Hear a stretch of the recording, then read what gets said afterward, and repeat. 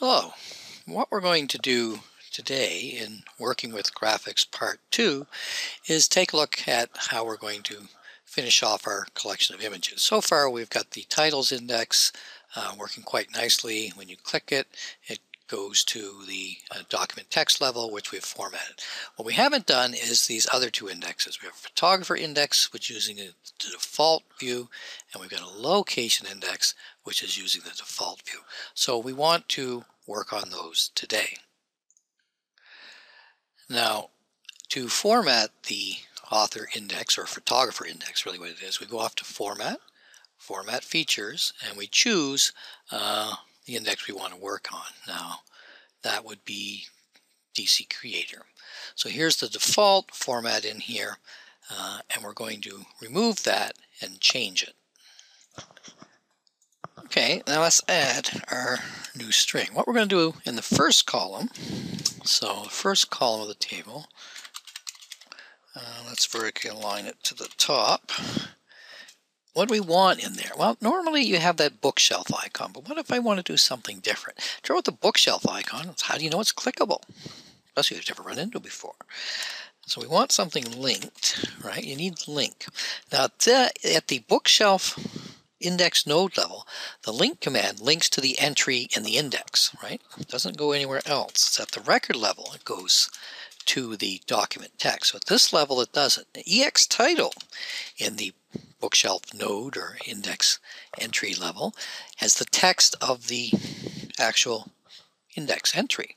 So what I'm going to do is display the text and make it hyperlink. So the first column is going to have the text of the index entry, no bookshelf icon, but the text entry will be linked to whatever's underneath it. So an author's name would be linked to things they've authored. In this case, pictures done by that photographer. Okay, that's good. So let's close off the first column. What do we want in the second column? Second column, we want to display the thumbnail icon and maybe some information. Now, in this case, we have to make sure we want to display the record and not the index node, right? So now this is tricky because there's two things that are here. One is this information or these instructions have to apply to two conditions, the index node level and the record index level. So what we're going to do is say this applies to both. At the index node level, this will contain the index entry text, which will be hyperlinked to all the records under that. So for example, for the photographer's index, which is based on DC Creator, this will list the photographer's name, and when you click on it, you'll see all the pictures they've taken. The second thing is we want to get down to the record index level. So the way we can do that is we can make tests to see that we're there. So we're going to create an if expression. What are we going to look for? Well, for records, there's a file name. File names don't exist at the index node level. So if there's a file name, what do we do? Okay, so if this is true, this whatever comes after the comma is the true part, what are we going to do? Well, let's create a second column and vertically align it to the top. And what will be in this second column? Well, we want to display the picture that's hyperlinked. So let's make an EX source link. Actually, let's do an EX source link, and we'll display the EX thumb icon, the thumbnail icon of the picture, and EX period / src source link. Okay, so that's the hyperlink, and we're going to end /td in that column and end our expressions, one squiggly bracket. What will that look like? Let's take a look. It's going to look something like this. So for example, Anita Bong hit. So here's our photographer index. We click on her. What do we see? All the pictures she's taken. Now you notice, so this is EX title at the index node level. This is EX title, which is the title of the picture, at the record index level. And there's our thumbnail. Now the thumbnail right now is linked to the larger picture. It doesn't have to be. Now what is this linked to? Do you remember what the default is? This is linked to the document text level. Ooh. So we may want to, in fact, get rid of this part here. Let's go back. What if we don't have any EX source link? don't have to have one. We could display just the thumbnail. Hyperlink to nothing. What would that look like? It's actually going to look like the same. We refresh it. There it is. It's just this is not linked now. See? But this is. Now, this is a very basic display, right? There's Will and Smithers pictures, right? We can fix this up, though. We could now actually expand on that to make it look a lot nicer. So the basics of what we've got is just this. So this is our thing here. We have first column with the index node, and when clicked leads to the photographer, and then we're displaying if EX source exists, which only is at the index record level, then we're displaying picture of the thumb. That's all we're doing, but we can make it look nicer. Okay, first thing we're going to do is make it look a little nicer. So I'm going to add a div container, sort of like a Tupperware, that's going to affect everything that's inside it. So what I'm going to use this is to style the text that comes after. So one of the styles I'm going to use is make a nicer font. So font family, change it to Verdana. Let's make it bigger, larger fonts are easier to read. Let's make it large. And let's put a little white space around it. So some padding. How much padding? 1 M space. Width of the letter M. Now what will that, we're going to leave a div at the bottom to end that off. What would that look like? Looks like this. A lot nicer. So our next thing after that, beautiful index, is to format this part. Okay, here's our photographer list. What I've worked out is I'm going to do a first column. TV line equals top. And in the first column, I'm going to format it a bit. So I'm going to put a div in.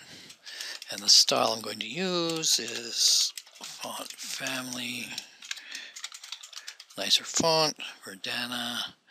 I'm also going to make it bigger, font size, I'll make it large, and I'm going to put a little space around it. So padding, 1 M space. Okay, and the first column is going to have in it the link, link EX title,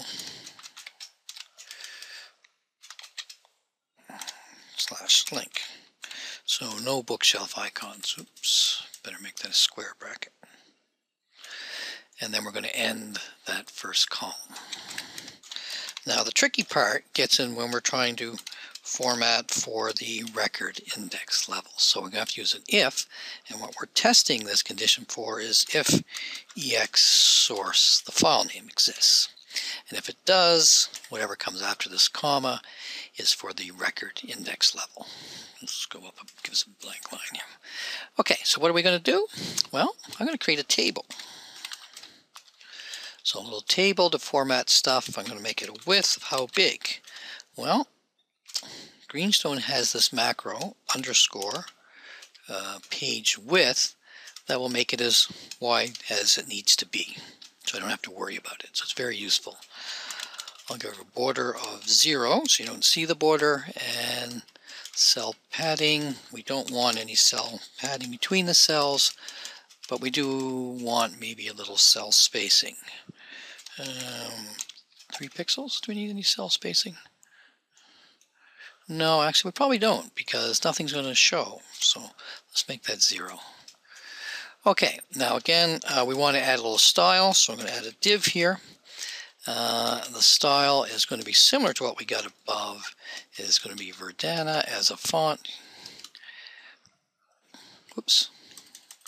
I better actually do this right. Div style equals, quote, font family.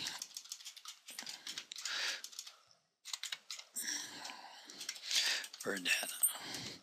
And we don't want a large font for this. Large font is handy for the headers, the index entries, but for the actual text, I'm going to make the font size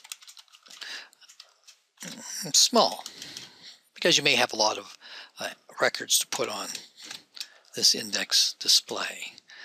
Okay, now that's going to format it, so let's create the first row. TR does that, and it's going to consist of 2 columns. Column 1 is going to have a width of 50%,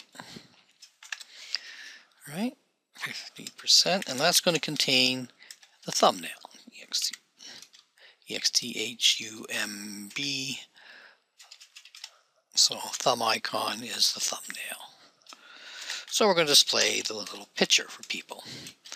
What's in the second column, which is also going to be 50%, is going to contain the information people want to see, the metadata. So let's put some in. We're going to have what? We'll have a B bold, and we'll have the photographer, so that they can see that this is actually the person they thought it was, and the photographer's name is held in DC Creator. And let's put a carriage return in, blank line, and then we might display something like where the picture was taken, might be nice, and that we'd put in DC Publisher. And let's put a blank line in, and then we might want to display our description of the picture, which is in, whoops, DC description, and close that paragraph off, close off that column, close the row /tr, end the div formatting, and end the table. And the last is the squiggly bracket and the expression. What would this look like? Well, it's weird actually. It works. Here's the people we have, except that there's something I can't, oops, a typo. Okay, fix my typo. It works except for one thing. The first record's weird. So you notice here's everybody, here's Waylon. Here's all the pictures he's taken. There's the DC description, the metadata, and this is the second column of our table. There's the first column with the thumbnail. But this one is indented, and I can't figure out why. It all works. That takes us to document text, but anyway, there's probably some reason for that. I can't understand why, but that's good enough. Now what we're going to do next is let's create a subject index based on a hierarchy. Now I want to create a subject index, but I want to make it hierarchical, sort of like a thesaurus, like the ARIS mesh or inspect thesaurus. So I'm going to use DC subject and keywords for this. Now what I'm going to do is create a hierarchy. So for example, maybe animals would be a top level term. I'm then going to use a pipe symbol, the shifted / above the enter key, and then maybe I will subdivide it by where they're located, North America, and then maybe subdivide it whether they're wild or domestic. I think this is wild. And then let's put bears. Okay, this is our bears one. Let's do the next one. Animals. North America. Domestic. And let's call this one cats. Now you notice as I'm doing this, it shows me what we have already, and you notice the hierarchical nature of our subject index we're building. So let's go off and do, who do we get next? The cheetah. So animals, let's call this Middle East. Wild. And we'll call it cats. Okay. Okay, I've done most of my cataloging, and you notice how it works now. We have a top level of animals. We've subdivided after that by location. Then we've subdivided further by domestic or wild, and within that we have our things. So we've built our classification scheme here. Now let's see how we can build an index on this. Okay, it's off to Design, Browsing Classifiers, and we want to select one to add. The one we're going to add is called Hierarchy. So we select that, click Add Classifier, and it's going to ask us what do we want to base it on. Well, we're going to base it on not DC title, but DC subject. So we can say click OK, and there we are. Let's build our collection. Okay, now that we've built the collection, let's take a look. We now have a new index called subjects. We click on it, we see the top level, animals. Click on it. We see the next level down where we've divided it geographically. We click on one of these, we can drill down to where we see there's another level. So let's go to North America. We see we have a level underneath us, domestic and wild.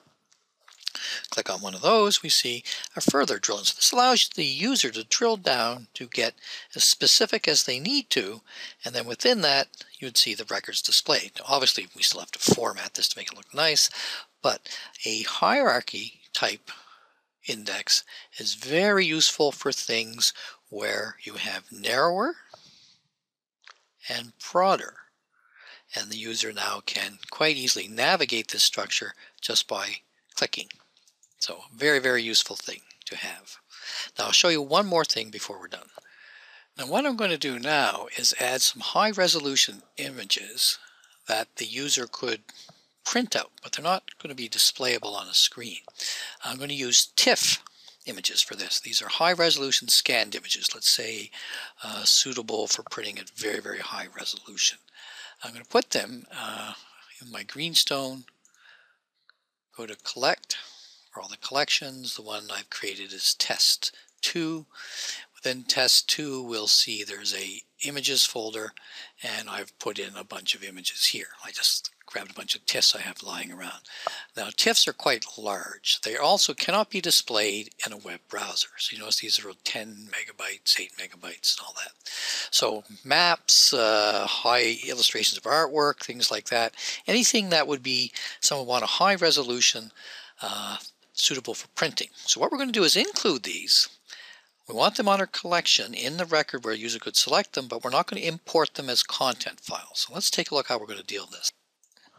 Okay, so what I've done is gone off to enrich, and for each record I've entered the file name that I copied into my images folder for this collection in there in DC format. So I'm using DC format to hold the file name. So there's bear.tiff, cat.tiff, cheetah.tiff, etc., etc.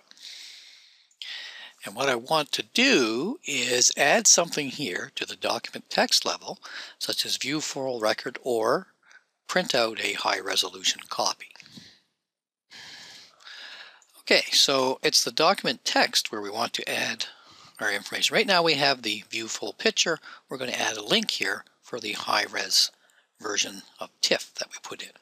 So this is the code we currently have. We've gone to format, format features, selected document text, and now we're going to add something like, now we're going to make a hyperlink, so it's bracket A, href, hyperlink reference, and we have to make a reference to that particular TIFF that we've copied to the images folder. Now because it's a web server, you can't say C:/program files, blah, blah, blah. You've got to use a variable. The variable we're going to use is HTTPCIMAG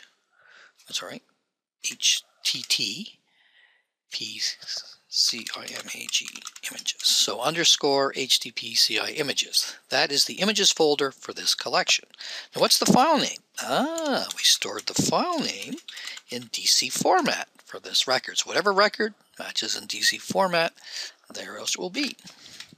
So that is when clicked, that's where it's going to go to. So let's display the text, download high resolution copy. That's the hyperlink and bracket /A. There it is. Now let's take a look at it. Here's what we had. We refresh there. So the user can either view the full picture, in this case a small one, or download a high res copy. Now what happens when they click that? Oops. I'd forgotten to rebuild my collection because I had actually made a change to the metadata, which means indexes you've got to rebuild. So I've rebuilt it and refreshed, and now we see here's our thing. So if I click on download high resolution copy, it goes off, and now you notice what it does. Because web browsers don't know how to deal with this kind of file, they only know JPEGs, GIFs, PNGs, text files, and HTML, they're going to offer the user. Now, I can open it with my photo viewer, I could save it. So the user has a choice. If they have an application they can deal with this, they can click OK, and it will load into that application. And the picture of the bear comes up. Or it's actually not a bear, it's a picture of Nova Scotia. And then they can save it or download and print it all out. So this gives the UU a way of making very high resolution photographs or other types of files. For example, one of the things we could use this for is, what if we wanted to provide a number of different files in various formats? We could have download high-res PDF, download high-res TEF, download whatever we want. So the user now gets a choice of things that they could do. Okay, that's probably enough for today, and that should give you some good ideas on creating a collection using images.